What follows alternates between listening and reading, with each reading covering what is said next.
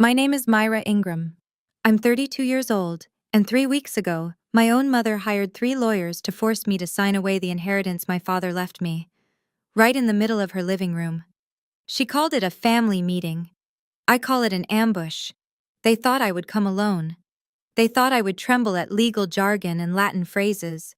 They thought the daughter they had dismissed for 20 years would bow her head and sign her name on the dotted line. They were wrong. Before I tell you what happened next, please take a moment to like and subscribe, but only if you genuinely enjoy this story, and let me know where you're watching from and what time it is there. To understand why I was standing in that room, I need to take you back 25 years, to the day my parents divorced. I was 7 years old when my world split in two. My father, Thomas Ingram, was a carpenter. He built things with his hands: furniture, cabinets, dreams. What he couldn't build was a defense against my mother's lawyers. He didn't have money for the good ones. So when the divorce was finalized, he lost almost everything. Mom got the house, Mom got custody, Dad got 2 weekends a month and a heart full of regret. I still remember the last time he dropped me off at Mom's place after one of those weekends. He knelt down on the porch, his calloused hands gentle on my shoulders. "Remember this, sweetheart," he said. "No matter what anyone tells you, I'm always here. I'll always love you." I didn't understand why his eyes were wet. I was 7. I thought dads just cried sometimes. A year later, Mom remarried. Richard Porter walked into our lives with his pressed suits and his daughter Melissa from his first marriage. Suddenly, our family had a new structure, one where I didn't quite fit. Richard never hit me, he never yelled. He did something quieter, something that left no bruises but carved deep grooves into my sense of self. He simply acted as if I wasn't there. At dinner parties, Mom would introduce the family. "This is my husband Richard, and this is Melissa, our daughter." Then, almost as an afterthought, "Oh, and this is Myra. She's from my previous marriage." Every time she said it, I felt myself shrink a little smaller. I learned to become invisible in that house. Invisible was safe. Invisible meant fewer questions, fewer comparisons, fewer moments where I came up short against Melissa's piano recitals and honor roll certificates. But invisible also meant forgotten. The favoritism wasn't subtle. It was a system, carefully maintained. When I was 16, I asked Mom for money to buy textbooks for the new semester. She looked at me like I'd asked for a diamond necklace. "Ask your father," she said. "He's supposed to provide for you." That same week, Melissa got a brand new car for her 18th birthday. A silver Honda Civic with a bow on the hood. The whole family gathered to watch her squeal with delight. I started working after school, washing dishes at a diner on 5th Street, mowing lawns for the neighbors. Every dollar I earned felt like a small rebellion. Richard noticed. Of course he did. "She's just like her father," he told Mom one night, not bothering to lower his voice. "Going to spend her whole life doing other people's dirty work." I pretended I didn't hear. But I heard. I always heard. The worst part came at my high school graduation. I had ranked top of my class in mathematics. A small victory, but mine. I expected nothing from my family, and they delivered exactly that. Mom forgot to invite the relatives. No aunts, no uncles, no cousins lined the auditorium seats. But someone was there. In the back row, wearing his old brown jacket that was slightly too big for his thinning frame, sat my father, Thomas Ingram. He clapped louder than anyone when my name was called. I could hear him over the entire crowd. After the ceremony, he found me outside. His eyes were shining again, like they had been all those years ago on the porch. He pressed an envelope into my hand.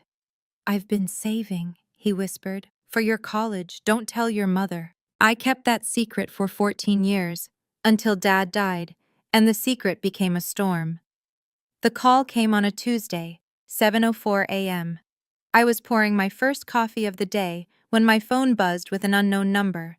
I almost didn't answer. I wish I could say I'm glad I did, but the truth is more complicated than that. "Ms. Myra Ingram?" The voice was older, measured, professional. "Speaking." My name is Harold Whitmore. I'm an estate attorney. I was your father's lawyer and his friend. A pause. I'm very sorry to inform you that Thomas Ingram passed away 3 days ago. It was his heart. He went peacefully, in his sleep. The coffee cup slipped from my fingers. I watched it fall in slow motion, dark liquid splashing across the white kitchen tiles. I couldn't move to catch it. 3 days. My father had been dead for 3 days. Ms. Ingram, are you still there? Who else knows? My voice sounded foreign to my own ears. Your mother was notified, along with her husband. Of course they were. And not one of them had called me. Not a text, not a message. My own father was dead, and I found out from a stranger. Mr. Whitmore, I steadied myself against the counter. Why are you calling me? Your father left a will, Ms. Ingram, a very specific one. He named you as the sole beneficiary. I'd like to meet with you to discuss the details. Sole beneficiary. The words didn't make sense. Dad was a carpenter. He lived in a modest house, drove a 15-year-old truck. There must be some mistake. No mistake. Harold's voice softened slightly. Thomas was very deliberate about this. He made me promise to find you first, before anyone else. And Miss Ingram, he asked me to tell you not to contact anyone in your family about our meeting. He was very specific about that. My heart was pounding. Why?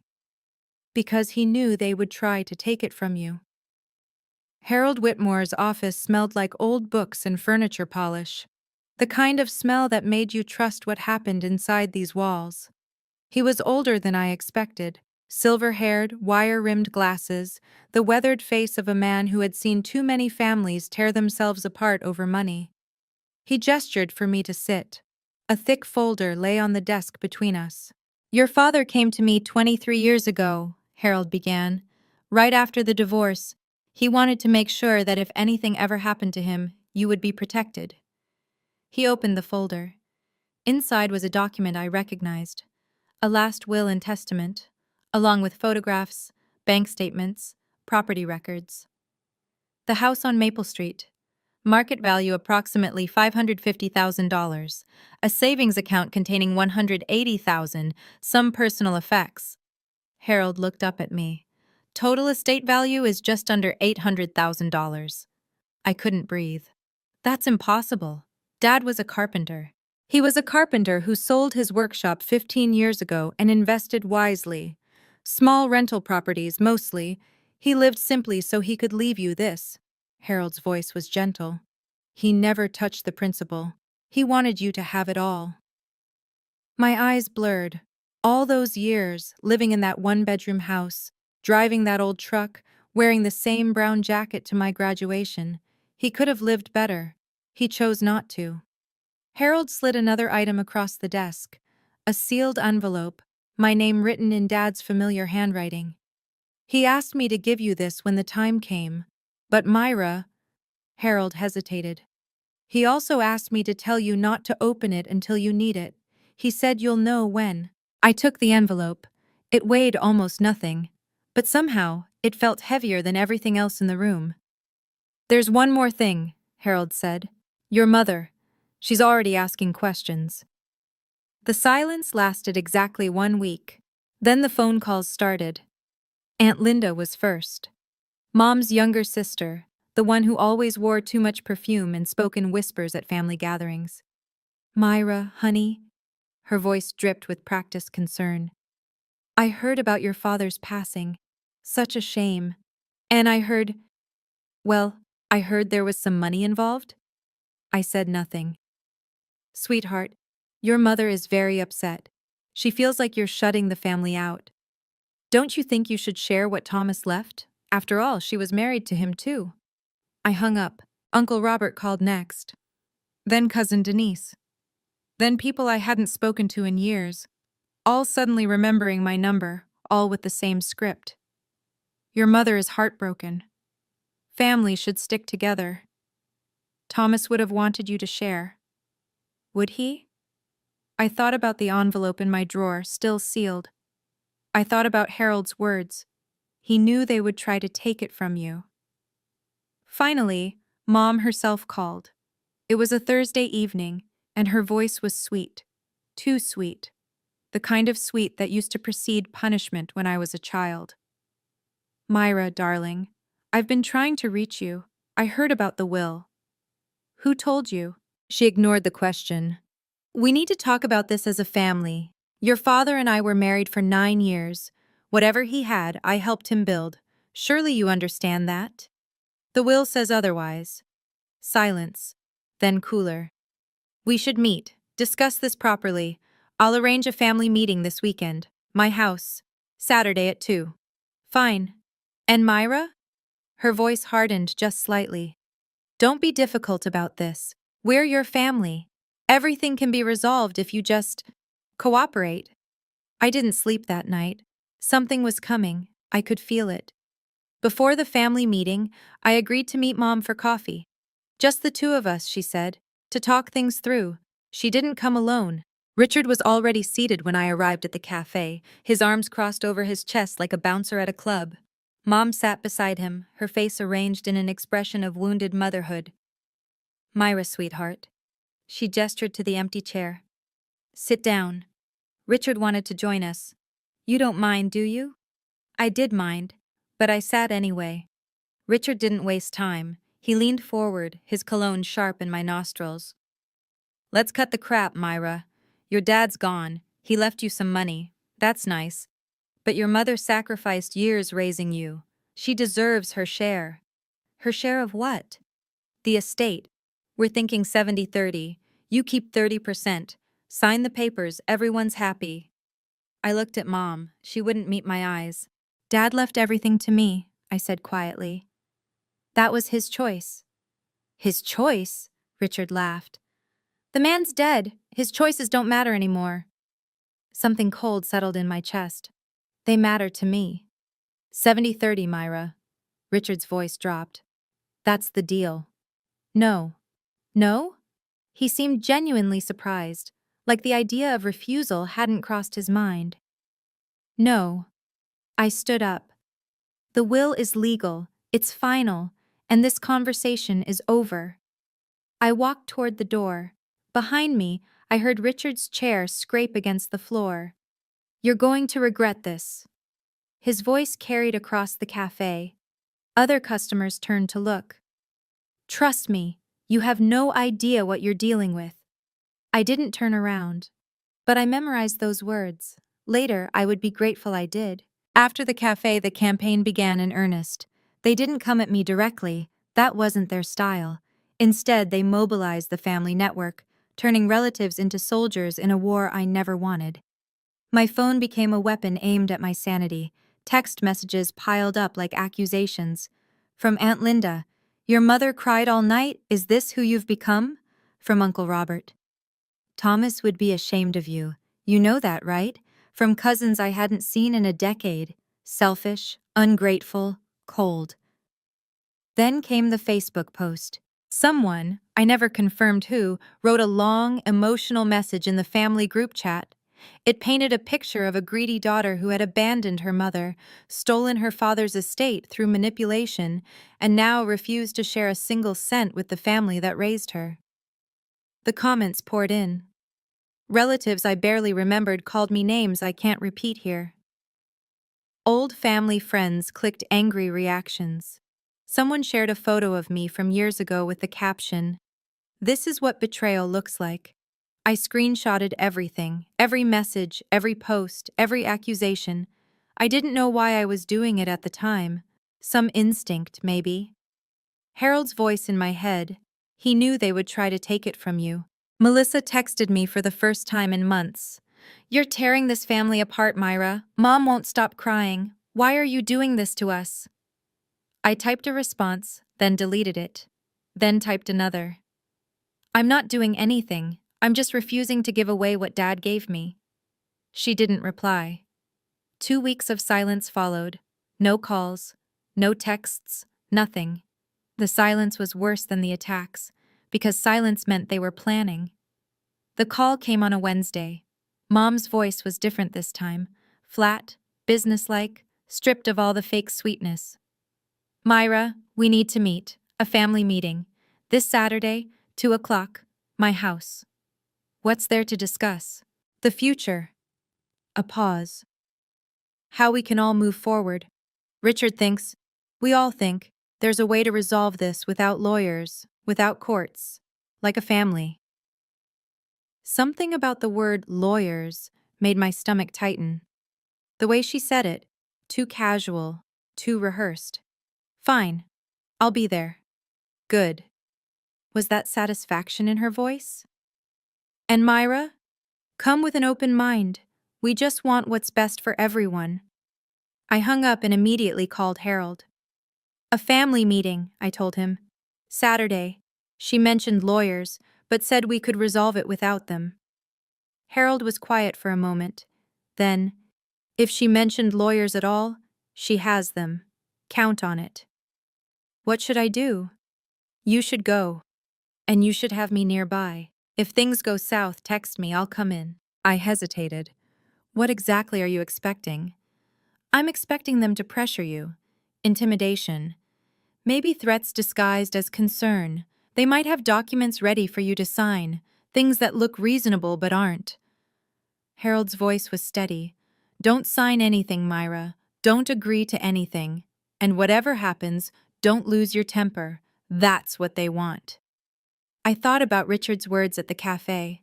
You're going to regret this. Harold, do you think Dad saw this coming? Your father spent 20 years preparing for this exact scenario. Another pause. He loved you very much, Myra, and he knew your mother better than anyone. That night, I finally looked at the sealed envelope in my drawer. Not yet, but soon. The night before the family meeting, I opened the envelope. Dad's handwriting filled the page, slightly shaky, as if written by an older hand, but unmistakably his. The same hand that had signed my birthday cards, my graduation check, every small note he'd ever sent. My dearest Myra, if you're reading this, I'm gone. And if Harold gave this to you now, it means your mother has started. I always knew she would. Some things never change. There's something I never told you. During the divorce, your mother threatened to take you away completely. No visits, no contact. She had a lawyer friend who said he could make it happen. I was terrified. You were only 7. So I signed away everything. The house, the savings, all of it. Just to keep my weekends with you. Just to keep some piece of my daughter in my life. I was wrong to give in. I should have fought harder. That regret has followed me every day since. But I won't let you make the same mistake. I won't let you bow to people who don't deserve your respect. Everything is prepared. Harold has the documentation, the will, the medical evaluations, every legal protection I could think of. He also has recordings. Things your mother said, things she thought no one would ever hear. Trust Harold. Trust yourself. And remember what I told you on that porch when you were 7. I'm always here. I'll always love you. Ways. Don't let them take what's yours, sweetheart. Not the money. That's just paper. Don't let them take your dignity. Your right to stand tall. That's my real gift to you. Love always, Dad. I sat in the dark for a long time after that, the letter pressed against my chest, tears streaming down my face. He had known. He had prepared. Even from beyond the grave, Dad was still protecting me. Friday morning, Harold's office, the last strategy session before the battle. He spread documents across the conference table like a general planning a campaign. The will, notarized and witnessed. Medical certifications confirming Dad's mental competence. Property records, bank statements. Everything organized, everything bulletproof. They'll try to claim Thomas wasn't of sound mind, Harold said. That's their only angle. They might have a family member willing to testify that he was confused, forgetful, easily manipulated. Aunt Linda, I said immediately. She'd lie for Mom. Then we have this. Harold held up a folder. Psychiatric evaluation from Dr. Patricia Morrison, conducted 8 weeks before your father's death. Full cognitive assessment. Thomas passed with flying colors. Any judge in California will accept this. He set down another item, a USB drive. 47 text messages, 23 recorded phone calls, 15 social media posts, all documenting a coordinated harassment campaign against you. Harold's eyes met mine. If they try to play the victim, we have proof of who the real aggressors are. I stared at the small device. Dad told you to collect this? Your father told me to prepare for war. Harold's voice softened. He hoped it wouldn't come to this, but he knew your mother. He knew her husband.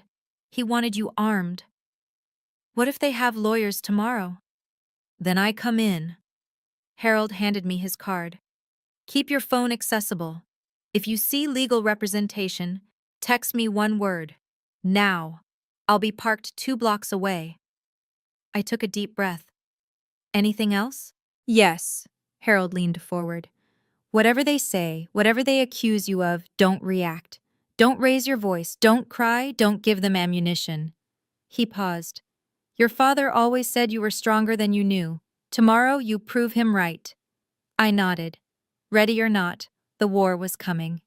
Saturday, 1:55 p.m. I pulled up to Mom's house with my heart hammering against my ribs. Harold's car was parked 2 blocks away, as promised. A small comfort, a lifeline. The house looked the same as it always had. White siding, manicured lawn, the American dream wrapped in a picket fence. I had spent years trying to belong inside those walls. Now they felt like enemy territory. I walked up the porch steps. Before I could knock, the door swung open. Mom stood there, her smile too wide, too practiced. Myra, you came. She leaned in for a hug I didn't return. Come in, come in. Everyone's waiting. Everyone. The living room was fuller than I expected. Mom and Richard occupied the main sofa. Aunt Linda perched on an armchair, avoiding my eyes. Uncle Robert stood by the window, arms crossed. Melissa sat in the corner, scrolling through her phone. And then there were the 3 people I didn't recognize. 2 men in expensive suits, 1 woman with a leather briefcase, all seated at the dining table, which had been cleared except for stacks of paper and a digital recorder. Mom followed my gaze. Her smile didn't waver. Myra, this is Mr. Stevens and Mr. Martinez, their attorneys, and this is their legal assistant. She gestured toward an empty chair. Sit down, sweetheart. We have a lot to discuss. I remained standing. You said this was a family meeting. It is, Richard's voice cut in, smug and satisfied. We're just making sure everything is properly documented. I looked at the papers on the table. The recording device. The lawyers who wouldn't meet my eyes. This wasn't a meeting. This was an ambush. And they thought I had walked into it alone. Mr. Stevens spoke first. Silver-haired, calm, the kind of lawyer who charged $500 an hour and looked like every dollar. Ms. Ingram, thank you for joining us today. He opened a folder with deliberate slowness. We represent your mother, Mrs. Diane Porter, in matters concerning the estate of Thomas Ingram. I said nothing, just waited. It's come to our attention that the will leaving you as sole beneficiary may be contestable. Stevens glanced at his notes. We have reason to believe Thomas Ingram was not of sound mind when he executed the document. We have witnesses prepared to testify to his declining mental state in his final years. Aunt Linda shifted in her chair, still not looking at me. Martinez leaned forward. Now, we could take this to probate court. These cases can drag on for years, Ms. Ingram. Legal fees alone could consume half the estate. Nobody wins in that scenario. But, Stevens continued smoothly, there's a simpler solution, a family settlement. You sign a voluntary relinquishment, transferring 80% of the estate to your mother. You retain 20%. Clean, simple. Everyone moves on with their lives. 80%. Not 70%, like Richard had demanded at the cafe. They'd gotten greedier. You're asking me to give away $600,000. We're asking you to be reasonable. Stevens pushed a thick stack of papers toward me. The documents are right here. Review them if you like, but I think you'll find everything is in order. I looked down at the top page, bold letters, Voluntary relinquishment of inheritance rights. Mom was watching me with bright, expectant eyes. Richard's smile could have cut glass. So, Stevens clicked his pen. Do we have a deal? I picked up the documents, flipped through them slowly. Then I smiled. You know what's funny? My smile seemed to confuse them. Richard recovered first. What's funny is you thinking you have a choice. He stood up, his face reddening. You're a nobody, Myra. A nobody with a nothing degree working a nothing job. And now you've got a little money, and suddenly you think you're better than us? Richard, Mom started. No, Diane. She needs to hear this. He jabbed a finger in my direction. You're just like your father. Stubborn. Stupid. He spent his whole life doing other people's dirty work, and he died alone in that crappy little house. That's your future, sweetheart. That's what you're protecting. Aunt Linda nodded eagerly. He's right, Myra. You've always been difficult, even as a child. Selfish, Uncle Robert added from the window. Always taking, never giving. Mom dabbed at her eyes with a tissue. The tears looked real. I'd seen her practice them enough times to know they weren't. I raised you, she said, her voice trembling. I sacrificed everything for you. I gave you a home when your father abandoned you. He didn't abandon me. And this is how you repay me? By hoarding money that rightfully belongs to this family? Stevens cleared his throat. Ms. Ingram, I'd encourage you to consider your position carefully. Contesting this will would be expensive, time-consuming, and ultimately futile. Especially with the testimony we've gathered about your father's mental decline. He slid a pen across the table. Sign the papers. End this gracefully. I looked around the room. At my mother's fake tears, at Richard's barely contained rage, at the relatives who had made my childhood a masterclass in invisibility. They had prepared everything, lawyers, witnesses, pressure, everything except for one thing. I reached for my phone. Actually, I said calmly, I think I'd like a second opinion. I typed one word and hit send. Now. Richard laughed. What are you doing? Texting your friends? Nobody's coming to save you, Myra. I wouldn't be so sure. 2 minutes passed in tense silence. Stevens and Martinez exchanged glances. Mom's smile began to falter. Then the doorbell rang. Everyone froze. Mom looked at Richard, who looked at the lawyers, who looked at each other. I'll get it, I said, standing. Sit down, Richard started, but I was already at the door. Harold Whitmore stood on the porch, impeccably dressed in a charcoal gray suit, leather briefcase in hand. Behind his wire-rimmed glasses, his eyes were steady and sharp. Good afternoon, he said, loud enough for the room to hear. I hope I'm not interrupting. He walked past me into the living room. The effect was immediate. Stevens straightened in his chair. Martinez's confident smile vanished. Mom's face drained of color.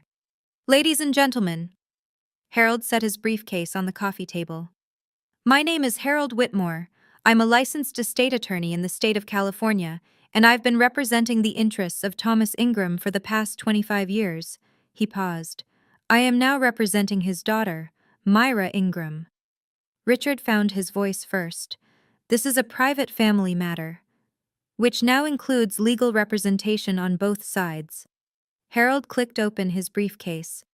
I understand you have some concerns about the validity of Thomas Ingram's will. I'm delighted to address them. He pulled out a thick folder, then a USB drive, then a sealed envelope. Mom stared at the items like they were snakes coiled on her coffee table. Now then. Harold settled into an empty chair, perfectly at ease. Where shall we begin? The ambush had just been ambushed. I need to pause here for a moment, because I want to ask you something. If you were me, sitting in that room, surrounded by family who saw you as nothing more than an obstacle between them and money, what would you have done? Would you have signed to keep the peace? Or would you have stood your ground? Let me know in the comments. And if you're invested in what Harold said next, hit that subscribe button. Because what happened after this changed everything. Harold opened the folder with the precision of a surgeon. Let's start with your claim that Thomas Ingram was not of sound mind when he executed his will. He slid a document across the table toward Stevens. This is a psychiatric evaluation conducted by Dr. Patricia Morrison, a board-certified psychiatrist, 8 weeks before Mr. Ingram's death. Comprehensive cognitive assessment, memory, reasoning, decision-making capacity. Stevens glanced at the paper. His expression flickered. The conclusion, Harold continued, is unambiguous. Thomas Ingram was fully competent. Any court in California will accept this evaluation. Your witnesses won't survive cross-examination. Aunt Linda shrank back in her chair. She suddenly seemed very interested in her shoes. Furthermore, Harold produced more papers.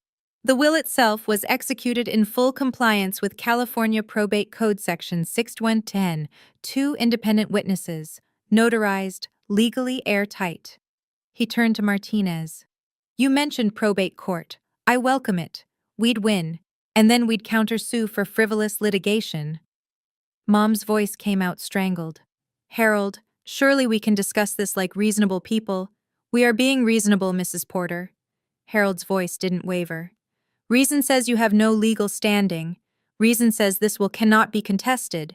Reason says your daughter inherits everything her father wanted her to have. Stevens held up a hand. Mr. Whitmore, let's not be hasty. Perhaps there's a middle ground. There is no middle ground. Harold's gaze swept the room. Thomas Ingram spent 20 years preparing for this moment. He knew exactly who would try to take his daughter's inheritance, and he made absolutely certain they would fail. Silence. The lawyers looked at each other. Mom clutched her tissue like a lifeline. Now, Harold said, shall I continue, or do you need a moment? Nobody answered.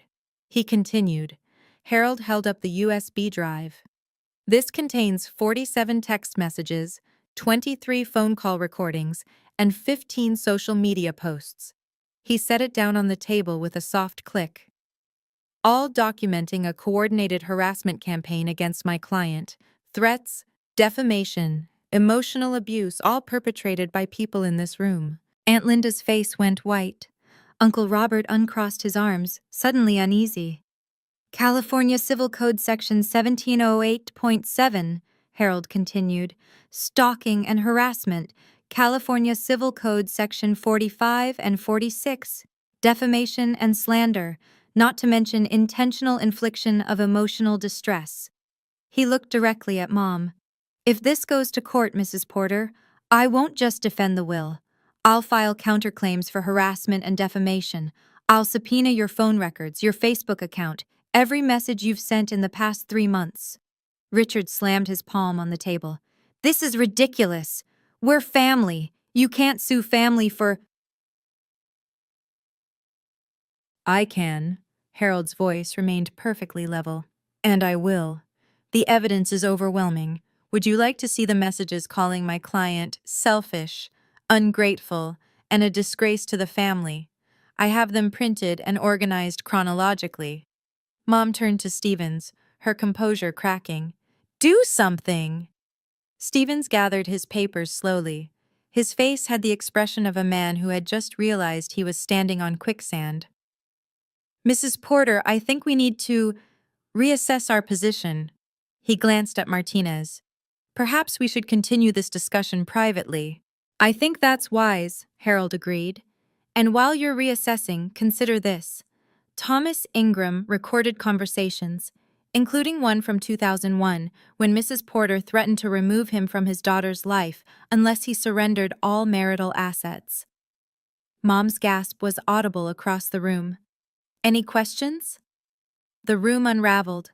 Stevens and Martinez stood up, gathering their files with the hurried efficiency of men who wanted to be anywhere else. The legal assistant was already edging toward the door. Mrs. Porter, we'll be in touch. Stevens didn't look at anyone. We recommend you seek alternative counsel regarding this matter. They left without another word. The front door clicked shut behind them. Aunt Linda was crying now.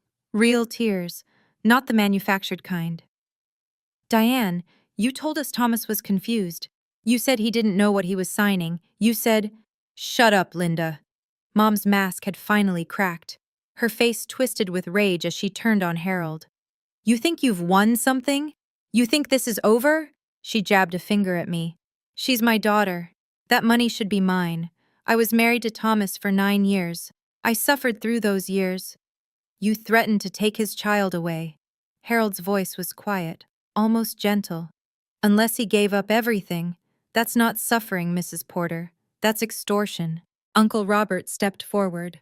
Diane, is that true? His voice was different now, uncertain.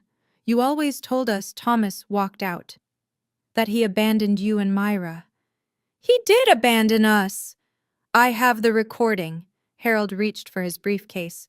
Would you like to hear it? No! Mom screamed. She was shaking now, tears streaming down her face. No, I don't. Get out. Get out of my house. Both of you. Get out. Melissa was standing by the stairs, her phone forgotten in her hand. Her face was pale, her eyes fixed on her mother with something I'd never seen before. Horror and recognition. Mom, she whispered, what did you do? Mom didn't answer. She couldn't. The truth had finally filled the room, and there was no space left for lies. We drove in silence for 10 minutes before I could speak. Thank you. The words felt inadequate. Harold, I don't know what would have happened if your father happened. He kept his eyes on the road. I just delivered what he prepared. My phone buzzed. A text from Uncle Robert. I'm sorry, I didn't know. I should have asked questions instead of making assumptions. Can we talk sometime?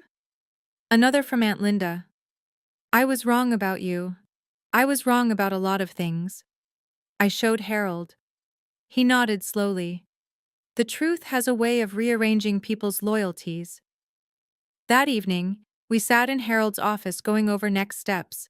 Change the locks on Dad's house. Install additional security cameras. Document any future contact from Mom or Richard. They won't go quietly, Harold warned. People like that rarely do. Richard especially. He's got a temper, and he just lost in front of his wife's entire family. What can they do? You said the will is solid. Legally? Nothing. Harold removed his glasses, rubbed his eyes. But not everything dangerous is legal. Your father knew that too.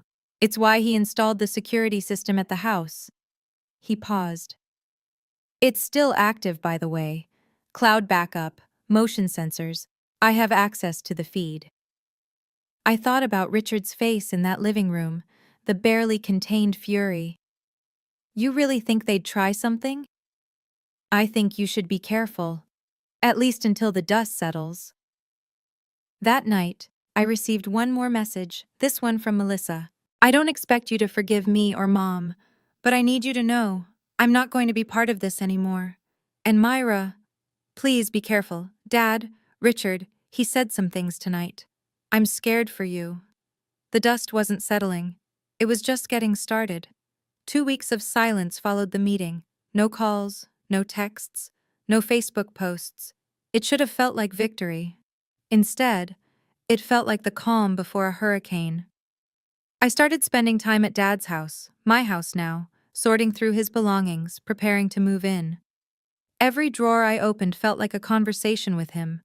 Old photographs, receipts from woodworking supplies, a coffee mug that said, "World's Best Dad," in faded letters. One night, around 11, my phone buzzed with an alert from the security app Harold had set up. Motion detected. Front yard. I opened the live feed, my heart suddenly racing. A dark pickup truck sat at the curb. Headlights off. Engine running. I couldn't see the driver through the tinted windows, but I recognized the truck. Richard's Ford F-150. For 15 minutes, it just sat there. I watched, barely breathing, as the camera recorded every second. Then, without warning, the truck pulled away and disappeared down the street. I called Harold immediately. Could be nothing, he said, though his voice was tight. Could be he was just checking on the property, seeing if you've moved in. At 11 at night? Call the police, make a report, create a paper trail. I did. The officer who came was polite but not particularly concerned. "No crime's been committed, ma'am. We'll note it in the file. Call us if anything else happens." Anything else? Like what? I wanted to ask. Like breaking and entering? Like assault? Like something worse? The next morning, another message from Melissa. "He's been drinking. Every night since the meeting. Mom can't calm him down. He keeps saying you humiliated him, that you'll pay." I stared at the message for a long time. Then I saved it to my evidence folder. The alert woke me at 3:07 a.m. I grabbed my phone, pulse spiking before my eyes even focused on the screen. Motion detected. Front porch. The camera feed loaded. 2 figures. Dark clothing, moving quickly. One carried something. A red container. The kind you fill with gasoline. No. No. No. No.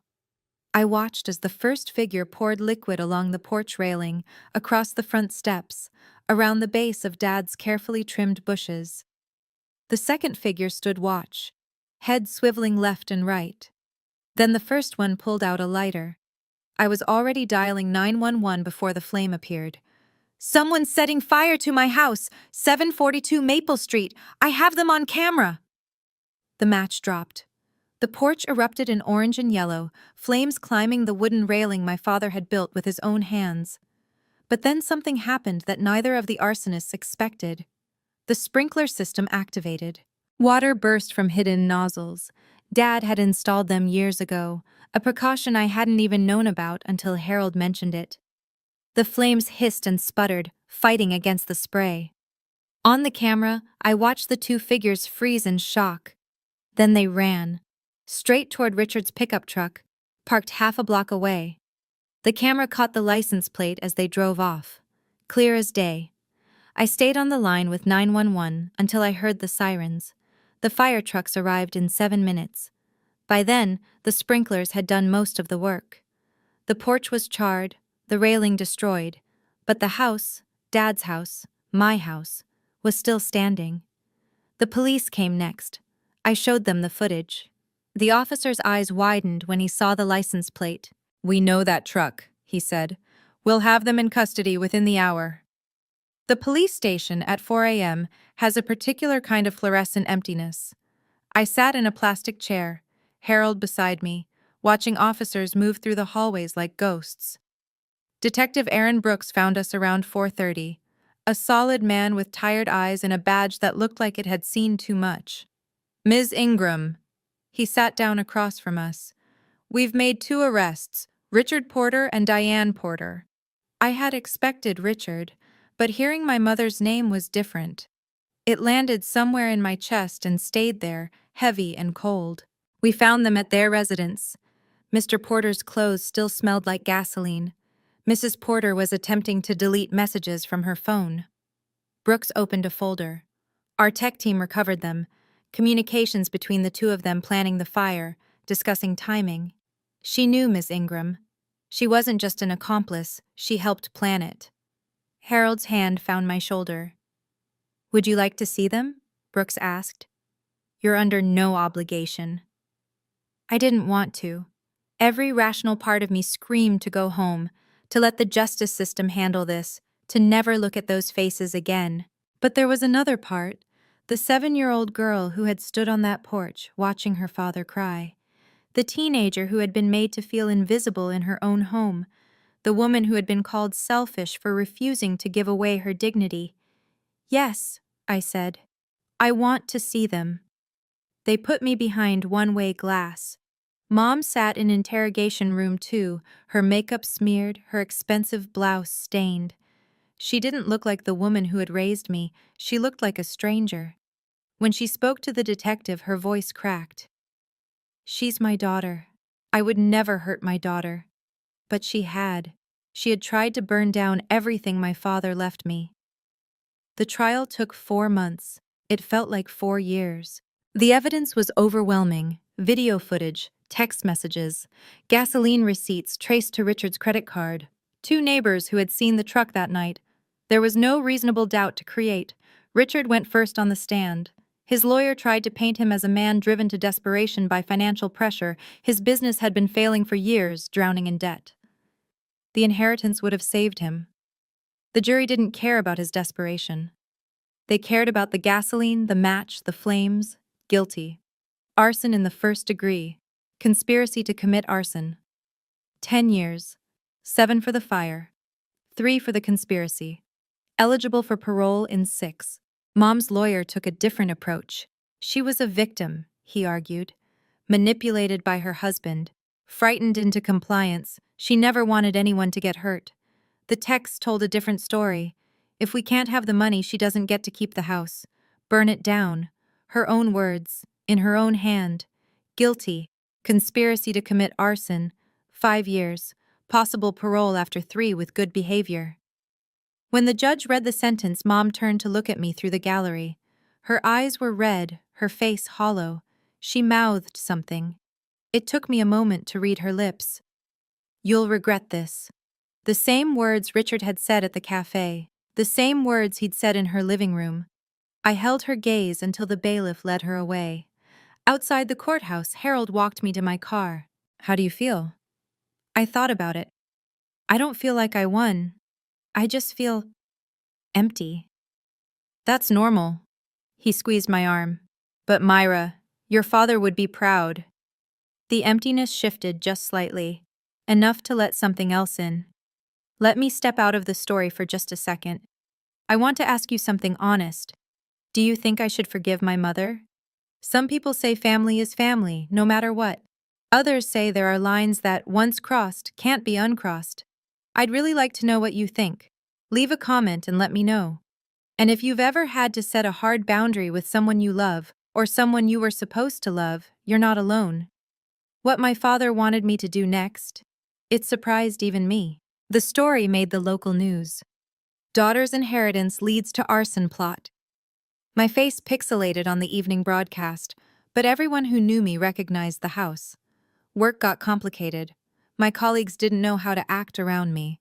Some offered awkward sympathy. Others, I could tell, were curious in that uncomfortable way people get when they smell drama. I kept my head down. Did my job. Tried to remember that I had nothing to be ashamed of.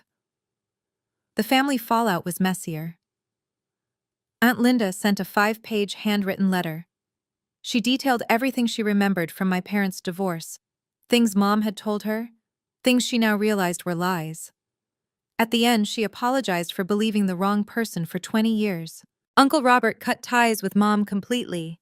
He visited me once, standing awkwardly in Dad's living room, now my living room. "I watched your father cry at your graduation," he said. "I didn't understand why. Now I do." He left without asking for anything. That meant more than any apology could. Melissa was the most complicated. She called a week after the sentencing. Her voice was small, nothing like the confident girl who used to get everything while I got nothing. "I'm not asking you to forgive me," she said. "I know I was part of the problem. I watched them treat you like you didn't matter, and I never said anything." I didn't argue. "But I want you to know, I'm not her. I'm not going to become her." She took a shaky breath. "I'm in therapy now, trying to figure out how much of who I am is really me and how much is just what they made me." "That's good," I said. And I meant it. "Can we maybe start over? Not as sisters, just as two people who share some history?" I thought about it. "We can try." 6 months after the trial, Harold called me to Dad's house for one last meeting. "Thomas asked me to wait," he explained as we stood in Dad's old workshop, the one he'd converted into a study after selling the business. "He wanted to make sure the storm had passed before you saw this." Harold walked to the built-in bookshelf and pressed something I couldn't see. A panel clicked open, revealing a hidden compartment. Inside was a wooden box, hand-carved, polished to a warm glow. The kind of box my father used to make for his best customers. "He made this for you," Harold said quietly. "Spent 3 months on it. Said it was the most important piece he ever built." I lifted the lid with trembling hands. Photographs, dozens of them. Me at 7, grinning with missing teeth. Me at 12, holding a math trophy. Me at 18, in my graduation cap. Me at 25, shaking hands with my boss at my first engineering job.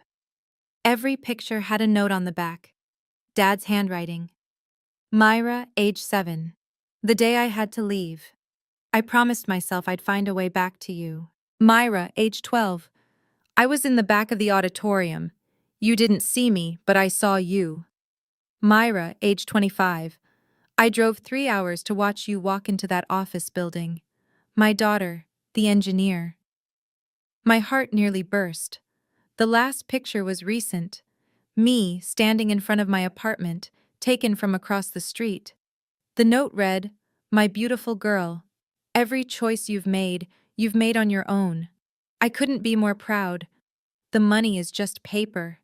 These moments, this is what I'm really leaving you. The proof that I was always there, that I always loved you, even when you couldn't see me." I held the box against my chest and wept. A year has passed since the trial. I live in Dad's house now. Our house. I kept his workshop exactly as he left it.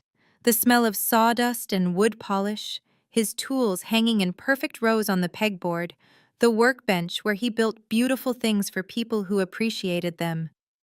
Some nights, I sit out there with a cup of tea and talk to him. I know he can't hear me. Or maybe he can. Either way, it helps. The money sits in an investment account, mostly untouched. I still work my engineering job. I still drive my practical car. Dad lived simply because he believed wealth was about security, not display. I understand that now. Mom is still in prison. She sends letters sometimes. I don't read them. That's not cruelty, it's protection. Harold helped me see the difference. Richard has another 4 years minimum. I have a permanent restraining order for when he gets out. The legal system moves slowly, but it moves. Melissa visits occasionally. We're not close. I don't know if we ever will be, but we're not strangers anymore. She's building her own life, far from the shadow of our parents' choices. I respect that. The family reunions I used to dread? I don't attend them. Not out of bitterness, but because I've learned that obligation isn't the same as love, and DNA isn't the same as loyalty. I have dinner with Uncle Robert once a month. Aunt Linda sends Christmas cards. These small connections, freely chosen, mean more than all the forced proximity of my childhood. I'm not angry anymore. Anger takes too much energy, and I have better uses for mine. But I'm not naive either. I know what people are capable of when money is involved. I know what my own mother was willing to do. I won't forget. But I refuse to let it define me. Sometimes I stand on the front porch, rebuilt now, with the same design Dad originally created, and look out at the street where everything almost ended. I think about the fire, the sprinklers kicking in like Dad was reaching through time to protect me one more time, the cameras that caught every second, the planning and preparation of a man who knew his ex-wife better than anyone, who understood that some people don't stop until they've taken everything or destroyed what they can't have. He didn't just leave me money. He left me armor, and more than that, he left me permission. Permission to say no. Permission to set boundaries. Permission to walk away from people whose love has conditions attached, price tags scribbled in the margins. I used to think family meant forever, no matter what. I used to think blood obligated you to forgive anything, endure anything, accept anything. Dad taught me different. Not through words, through actions. Through 20 years of patient waiting, careful planning, and quiet, steady love that asked nothing in return. If you're watching this, and you recognize something in my story, if you've been made to feel small by the people who were supposed to lift you up, if you've been called selfish for protecting yourself, if you've wondered whether you have the right to say enough, let me tell you what I learned. You don't owe anyone your dignity, not your parents, not your siblings, not anyone. Love should feel like warmth, not like a transaction. And boundaries aren't walls you build to keep people out. They're doors you install so you can choose who gets in. My father left me a house. He left me money. But the real inheritance was simpler and more valuable than any of that. He left me the right to stand tall. And I will never let anyone take that from me again. Thank you for staying with me until the end. If this story meant something to you, or made you think about the boundaries in your own life, I'd love to hear about it in the comments. Have you ever had to stand up to family? How did it change you? If you want more stories like this one, about family, about justice, about finding your voice, subscribe and check out the other videos in the description. I'll see you in the next one.